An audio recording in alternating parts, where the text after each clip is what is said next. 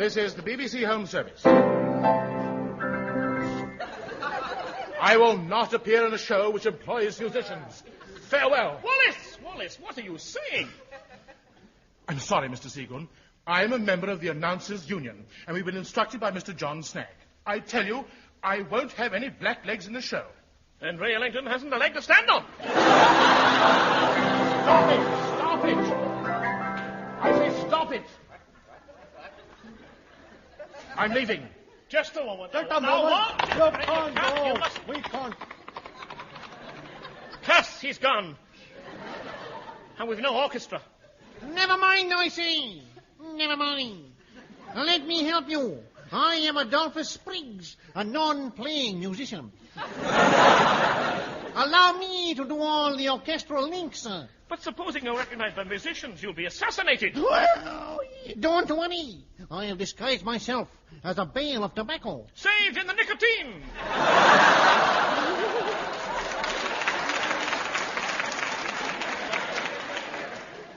Very well, Spriggs. Yes.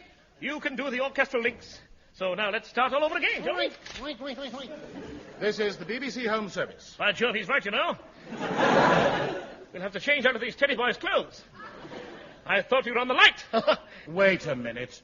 What does all this mean? Nothing at all, but I wish to make a statement. Speak. The Goon Show!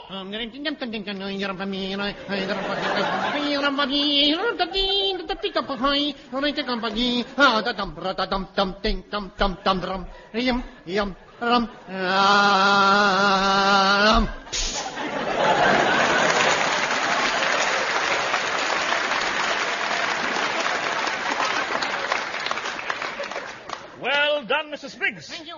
I'm sure nobody noticed the difference. Look, just a moment. Isn't there an easier way of getting into this show? Of course not. It's the suspense that keeps them interested, you see.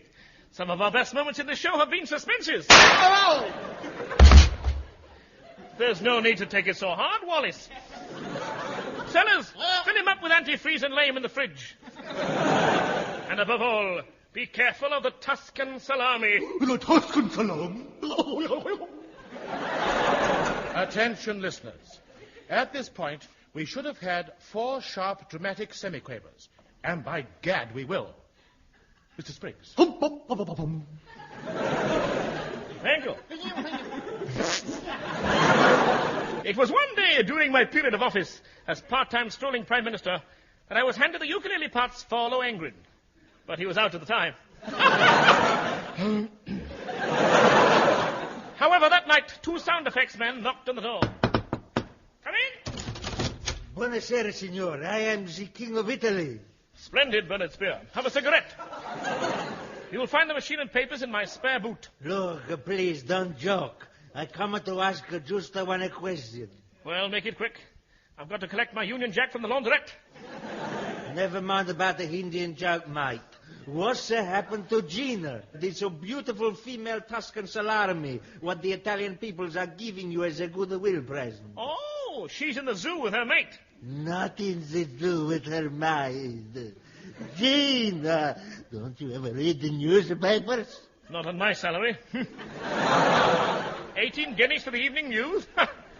I'd never have given that Macmillan a job if I'd known what he's going to do.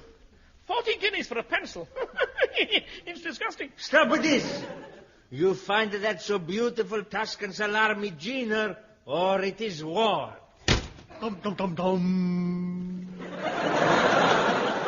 You're getting better, Mr. Spriggs.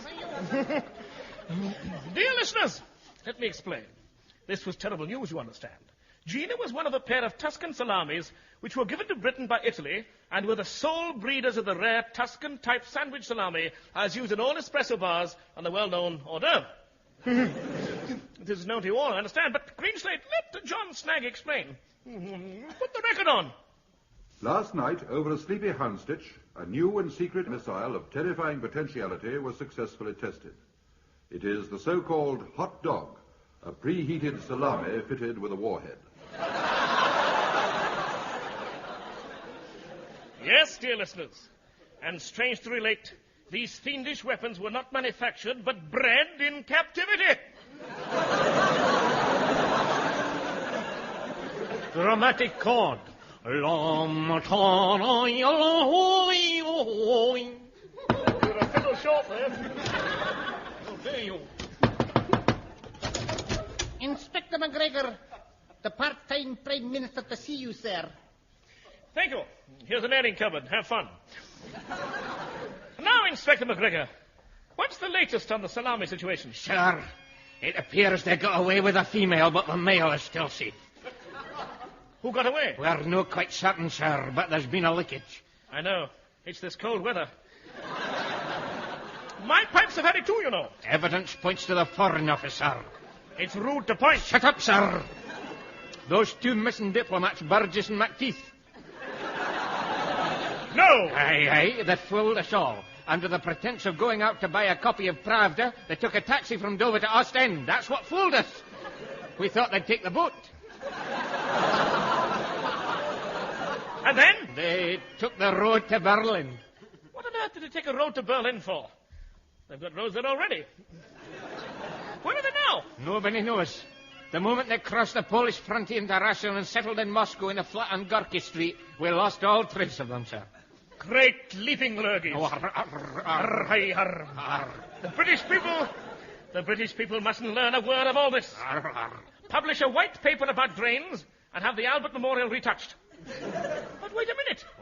If they only have the female salami, it's no good to them without the male. On the contrary, Professor Pavlov, the off-white Russian scientist,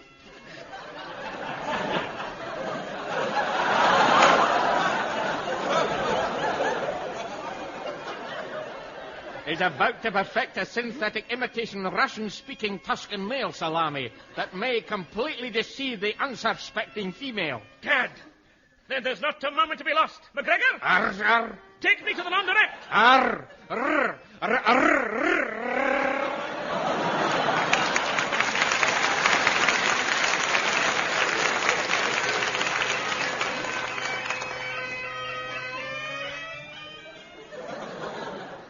The sound of bagpipes has been specially added for Scottish listeners. And now, the Tuscan Salami scandal part... Stop the show. Stop it. Hang on a minute. I've got a beautiful boy singer here. He's got a song you never heard nothing like in all your natural. It's a marvellous new wonder song. It is straight from my own county down in the old island. Melody's got feeling, pathos, Samos, Guernsey, Rockall and Sark. Oh, I'm referring to the old Graham Sark, of course. This boy had his tonsils specially sprayed with Footo, the Wonder Boot Exploder. Not yet, Adolphus, not yet. Save it. He's dead key, this boy, dead key. North Korean Johnny Ray, I'm not kidding. Never put a tonsil wrong. Here, I'll tell you, you've got the cultured talking voice, haven't you? Yeah. Well, talk this bit what I read here. Talk that.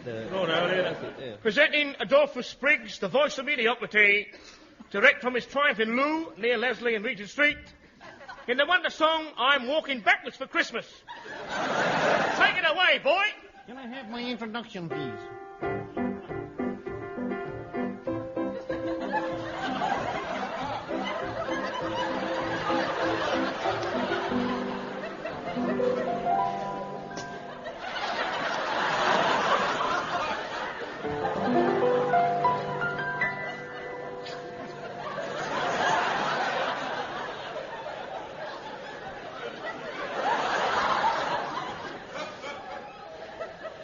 I'm walking backwards for Christmas across the Irish Sea.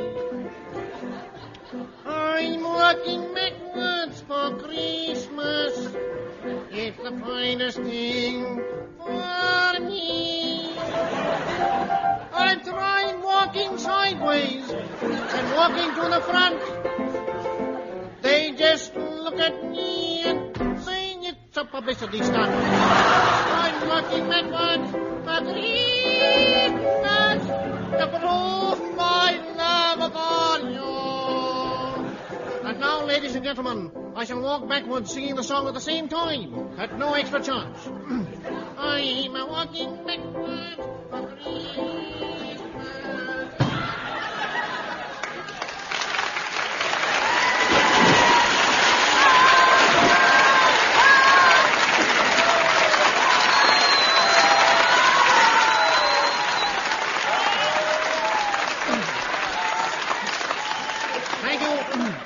give you an encore, but I'm too expensive. Thank you.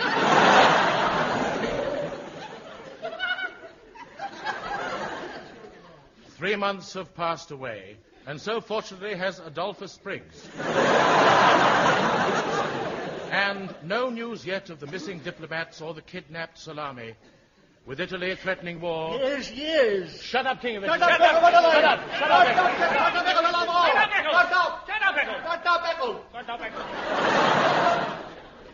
With Italy threatening war, the breeding of ground-to-ground missiles at a standstill, and with Arsenal 3, Tottenham 2, the situation was desperate. Yes. And what's more, from the zoo itself came the zoo manager himself bearing grave tidings. Hello. Oh, this is serious. What is? I just split my leopard skin tights. That leopard will never be able to wear them again. Stop these animal-type jokes. Are you really the manager of the zoo? Yeah, all them wild animals, I'm in charge. No wonder they're wild. What? Now, what's the trouble? Where am I? The chairman of the Zoological Society asked me to see you. He did? Yep. He wants you to fill a vacancy. Oh. Step in his cage. Don't be a Charlie. My soup's on fire. Oh, I'm sorry. Well, he wanted me to give you this telephone. Why? He's on the other end. Hello? I say, look here, I'm speaking from the Elephant House. Oh, a trunk call. The elephants don't wish to know about that. It's this male Salami. You mean old Fred? Yes. He's starting to pine. You see, he's shrunk quite a bit already, and if we don't get Gina back quick, he'll be down to the size of a small frankfurter. That's no good as a guided missile. Yes. No, leave it to me. I'll think of something. I've got it. We must send 2 absolutely trustworthy Foreign Office types to Russia to steal Gina back again. Hello? Labor exchange? Yeah. Can you send up 2 absolutely trustworthy Foreign Office types for top secret duty?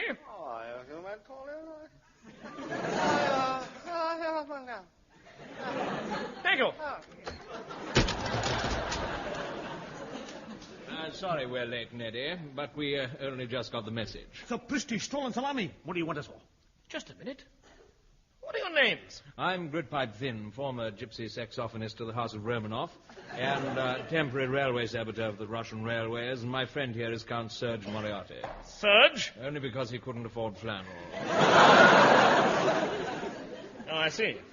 Now, are you sure that you're both utterly trustworthy, patriotic Englishmen and unimpeachable security risks? My dear sir, our Union Jacks are at the same laundrette as yours.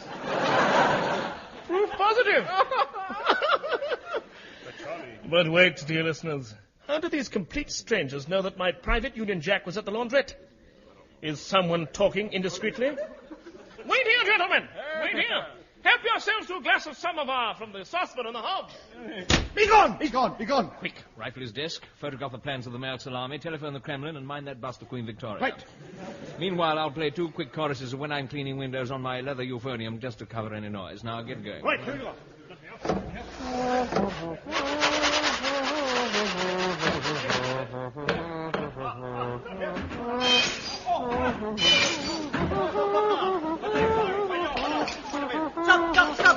Stop. Look what I found. Let me see. Moriarty, you've done a great day's work. So that's why I'm feeling tired. You Siberian spy, do you know what this paper is? It's the plans of a female Salami. But we don't need them. What? Our agents, Burgess and McTeeth, took Gina, the female Salami, with them to Moscow. That's what the world and Beaverbrook thinks. The truth is quite otherwise. Those fools, Burgess and McTeeth, got hungry on the way and ate the only female Tuscan Salami this side of the spaghetti curtain. So Christy Noodles, then the male Salami's no good. Not at all. You know, the fiendish Professor Pavlov has already nearly completed an artificial male Salami. With these plans of the female, he can breed 1 million more and bombard Soho with its own deadly kind. Christy, then this means... Yes, the Tuscan Salami Scandal Part 3, which begins with a substitute for Ray Ellington. That's me, folks. Presenting Eddie C. Goon with his 1909 type phonographic request recital, complete with a set of non-explodable records. Curse, a dud. Now, first of all, for Mrs. Hieronymus Clun of 4 The Villas, Cleethorpes Sinks, Here is the very record she hasn't asked for. The Rites of Spring by Ripsy-Kostossov, played with the Gulf Stream Tea Room Quartet from the oblique position.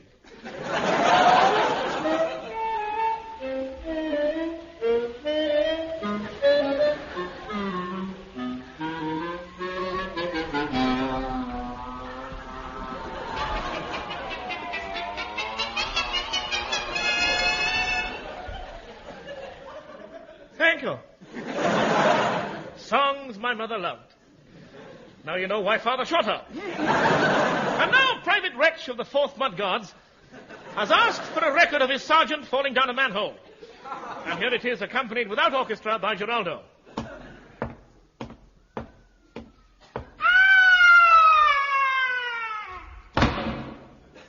Ah, yes, patriots all. Now, on the serious side, Elsie Sprugg and Gladys Legg of Rowton House Champagne Bar have asked for a record of Sir William Cludge conducting the 4 in Jeopardy with knee bracket accompaniment and silent dogs with the mass bands of the Hybrid Sparkies Banjo Society and the 4th Coolies Harmonica Chorus, recorded in the natural surroundings of the living room of Jim Davidson's saxophone parlor and part-time egg hatchery with a solo by Ravitz and Landor. Well, Elsie and Gladys, we haven't got it. But here is a record of Fred Clute and his Nubian Monsters playing cribbage.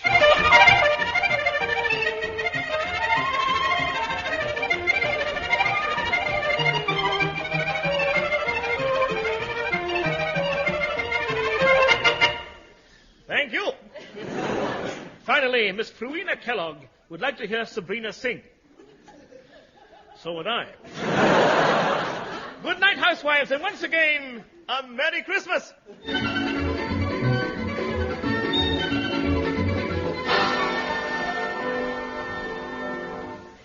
And so, Neddy C. Goon packs his horn-type phonograph and collection of chipped cardboard records.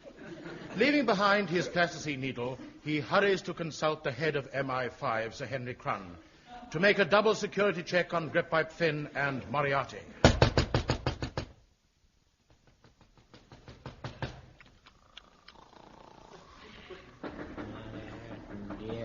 Dear. Why must people call in the middle of the night? Why can't they come at a reasonable time? Min? What?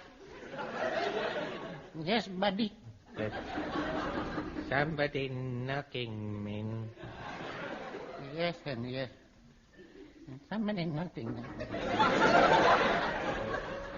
One of us will have to answer the door, Min.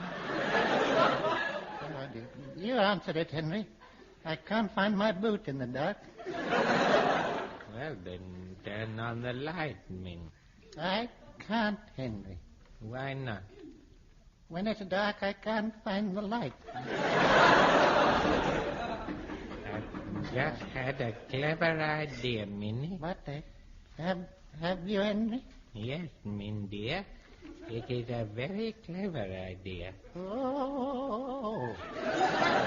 How did you come to think of it, Henry? It came to me when I was thinking about...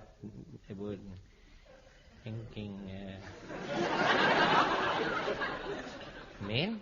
Yes, Henry? I've forgotten what it was I was thinking about when I got the idea. Never mind, Henry. What was the idea? Forgotten, Min. Oh.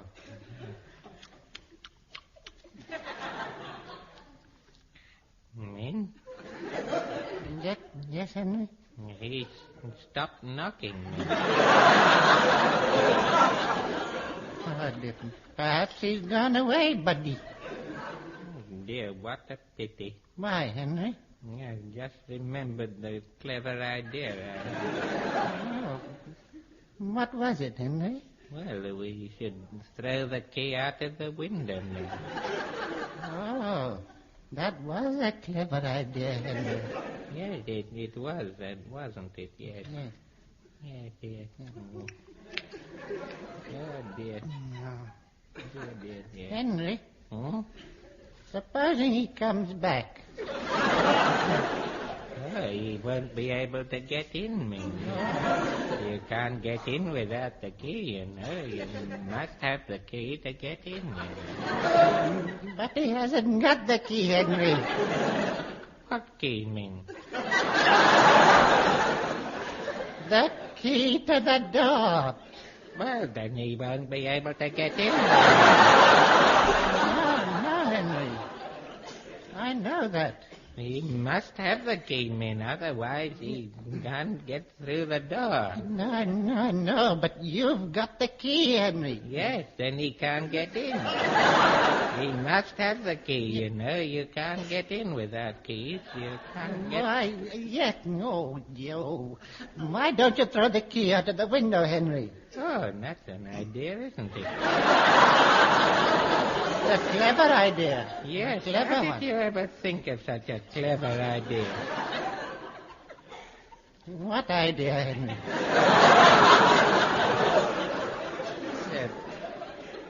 The idea that what was the idea? I don't know. I have no idea, Henry. But you said you had one, Min. Had one what? That's what I'm asking you. What are you asking me about? You stupid old...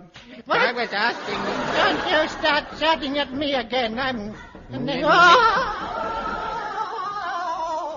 Once round the room does me good, you know. Oh, dear. Knocking again, Min. Oh, I know, Henry, I know. One of us will have to answer the door, Min. You answer it, Henry. I can't find my boot in the dark. Hey there! If you don't want to come down, throw me the key and I'll let myself in. Throw him the key, Henry. That's a very clever idea, Min. I'll just open the window. Watch out. Here it comes. Dash it! I missed it! It's gone down the drain! There, they've fallen down the drain. Now he can't get in, Min. He can't get in without the key, you know. I wish he hadn't come. Why did he have to come, I Min? don't know, Crumb. You'd better ask him. I don't know. I don't. Right. That's an idea. I'll ask him, yes. I say, why did you come? Well, aren't you Sir Henry Crumb, head of MI5? He wants to know if I'm Henry Crumb, Min. Well, tell him. I've got to tell you, I'm Henry Crumb, head of MI5. What do you want, sir? Do you know anything about two men called Gridpipe Finn and Moriarty? Do I know anything about two men called Gridpipe Thin and Moriarty? Yes, Min? you do, Henry, yes. Yes, I do, Henry. Well, do you consider them absolutely trustworthy? I can't hear him. No, it must We put the should key- never have come to live here at the top of the Albert Hall, you know. Well, give him an evasive answer. Tell him to clear off, buddy. Clear off, buddy. Clear off. The fools! Can anyone here tell me anything about Gridpipe Thin and Moriarty? No turn, my captain.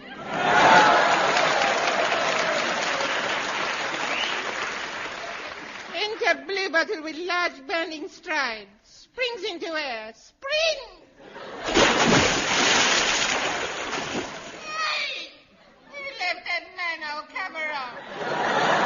Never mind, Tiny Neck, I'll join you. Now wring out those wet socks and tell me what you know.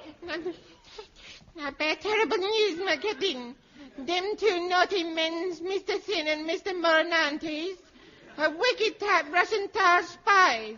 They've stolen your plans of Mrs. Salami and are fleeing the country in a captive balloon. Look, there it is now. Quick, after them!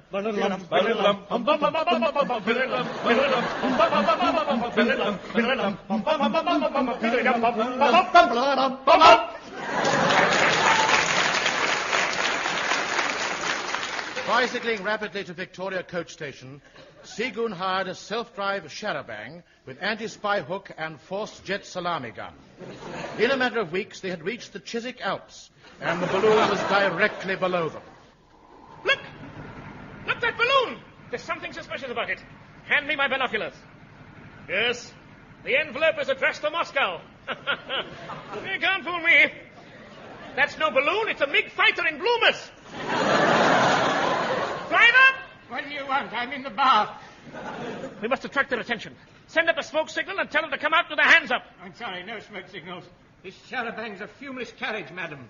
I'm not madam. At your age, it doesn't really matter, does it? Pass the soap, would you?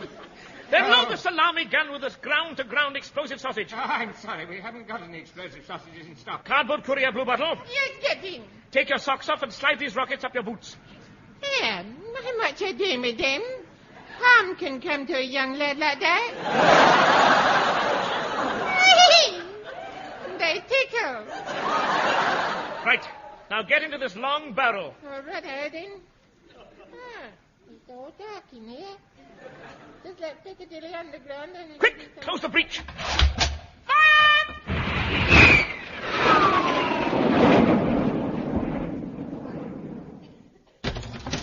Record for you. Quick, put it on. You rugged swine, you.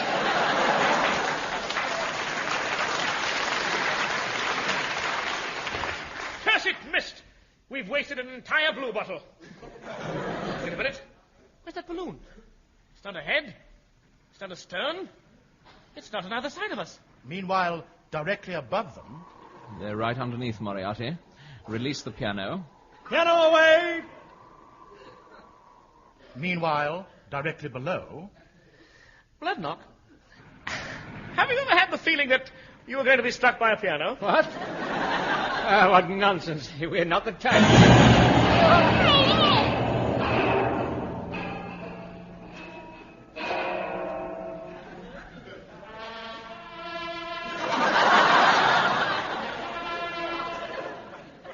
We found him lying prostrate in the ditch amid the ruins of a bent bloodknock and a piano. Gently, we raised his feet. Have they escaped? No, sir. They were shot by the customs for leaving the country without a piano. Good work. Then there's just one question left. Has my Union Jack come back from the laundrette? Yes. Good. Lay it over me. This floor's parquet.